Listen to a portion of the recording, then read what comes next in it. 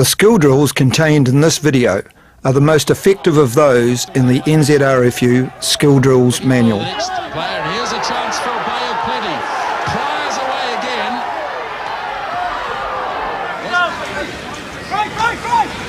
Foxon from his own 22 by a couple of metres. Just tidies things up a little. Fitness drills. Single file running, isometric pair exercises, 220s, power sprinting, suicides in threes and stepping over. Single file running is a useful drill to be used in warm-up. The players get warmed up by jogging and increase their leg speed as they move quickly to the front carrying the ball in two hands.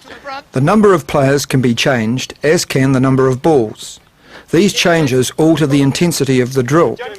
The players can zigzag in and out of teammates ahead of them on their way to the front of the line.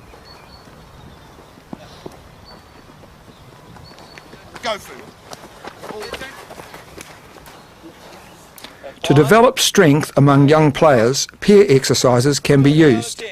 The players initially push against each other, both shoulders are used. Secondly, players can attempt to turn each other, increasing the strain. Coaches should make sure that binding is correct to ensure safety.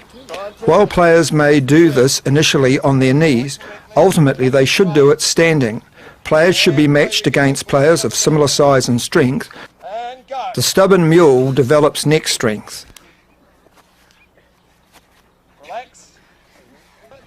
By remaining completely rigid, the player on the ground develops back and stomach muscles. Away we go. Reflexes are improved by players attempting to slap each other on the knees.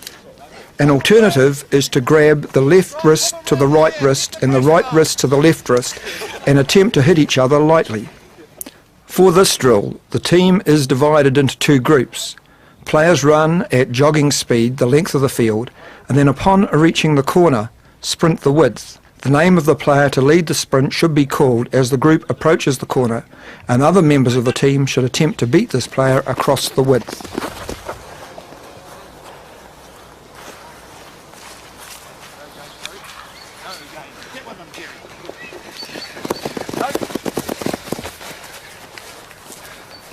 Leg speed is improved by resistance sprinting. This can be done by players pairing up, one providing resistance, the second sprinting with short powerful strides for 20 to 30 metres. A further method is for players to hold on to their partner's shorts, providing resistance as they burst away. Players are divided into threes. One team member sprints 5 metres in return, 10 metres in return and 20 metres in return, while the second teammate rests and the third teammate does press-ups or sit-ups. And change.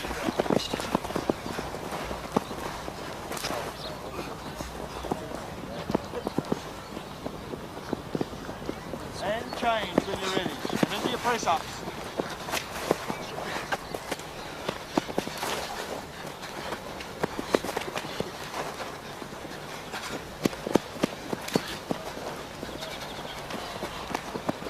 And change, and the runner into sit-ups. Go! Initially, players lie less than 1 metre apart, and the players high knee raise as they step over those ahead of them. Group size can vary. The bigger the group, the faster the players are able to run. Secondly, players can stand 3 to 4 metres apart. This encourages players to stride out. The ball can now be introduced and a pop pass can be made by players as they simulate going to ground in the tackle. The pass must be high enough and with enough hang time for teammates to run onto the ball. Finally, the ball can be placed, lifted and gut passed to the teammate.